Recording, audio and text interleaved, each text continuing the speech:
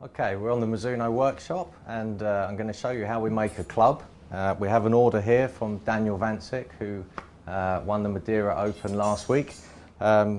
He's after a new wedge, so I'm going to show you how to make that club now. We keep all the wedge heads here, as you can see, all the different lofts that we have here, and then you might be able to see that, plenty of different head weights. This one here, 300.6 grams. So we can work with those for lots of different specs of different clubs, different shaft lengths to end up with the right balance that the player's after. Over here, we've got the shaft that is after, and we're going to cut that to length. These sheets here give all of the specs for each of the different models that we have. So standard length, 1/4 of an inch longer, 1/2 an inch longer. We can reference this and make it obviously the correct length. In this case is after standard length. So we're looking at 850 millimeters for the shaft. So we mark that off there. Just across to this machine here.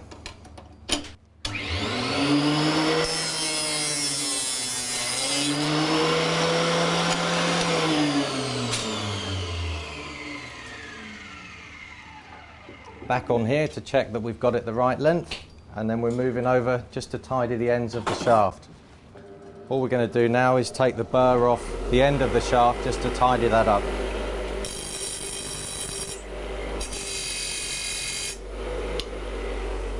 We're back to this machine here.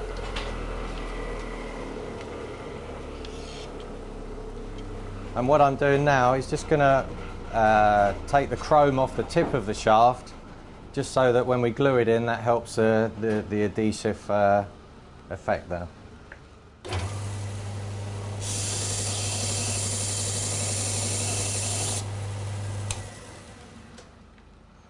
Now we're back over here to insert the ferrule.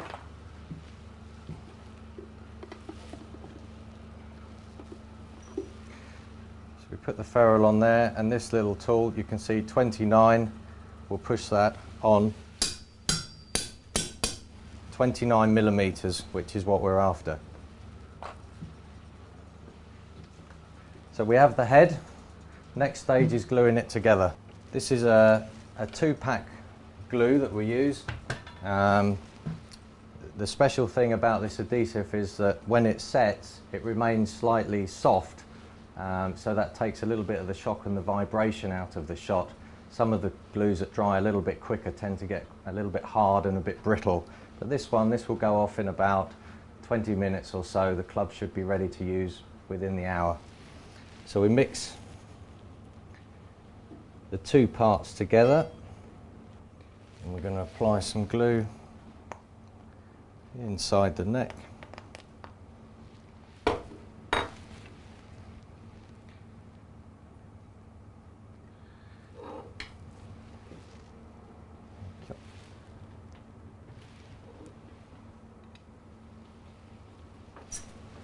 Now we're going to slide that in there.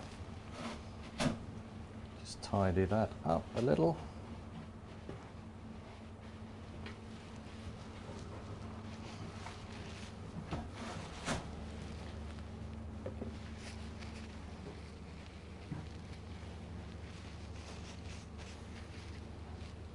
Clean that up, and there we go. So at this point we can double check that it's the correct swing weight. Now we know which grip he wants on here, so we know what balance it's going to come out. We can calculate that without the grip on. So that's looking about right. So I've picked the right head weight. Now we're ready to put the grip on. This is a double-sided tape, which simple device, guillotine there to chop it off. We roll that on the shaft, and in this instance we're only after one layer of tape. Sometimes we can build this up 2, 3, maybe 4 layers of tape to make the grip a little bit thicker. In these cupboards here we have all the different types of grips. So you can see in here tall velvet cord, some of the more popular sizes and models in there. But in this case it's pretty much a straightforward tall velvet. So we're over to the Griffin machine.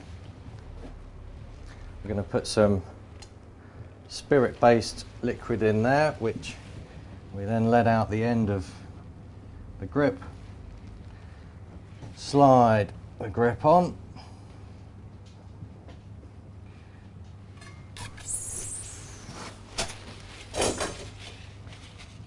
just going to tidy that up there.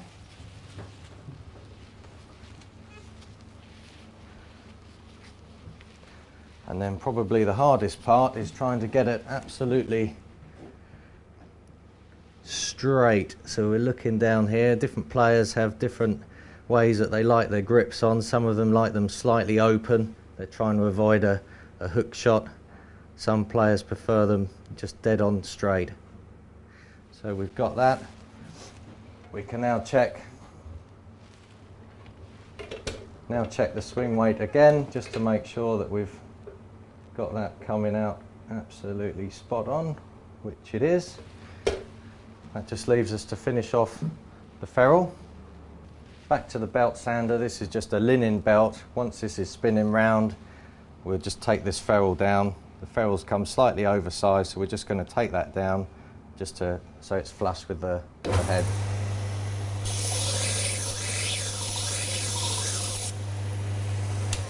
Quite a simple job. Okay, so once we've got it down level, just going to remove any excess ferrule there, tidy it up, a little bit of wire wool.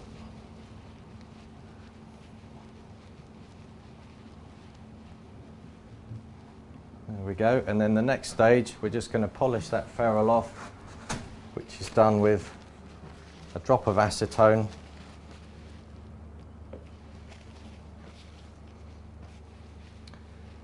See there, we'll run that through just to put a nice shine on the ferrule.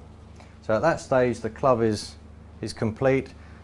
The next thing we need to do is just check the loft and the lie angle. That's done and checked on this machine. So we put the head in there, make sure it's aligned properly, clamp that from the top and clamp it from the back so it doesn't move. We've got this sliding gauge here.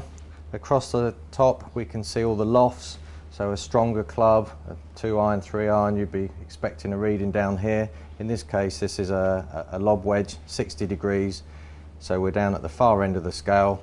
We can see that it's 60 already, but it just needs to be moved up a degree, which is quite a simple method. The heads obviously being forged are very soft, so the aim here is just to get this a little bit more upright, 1 degree.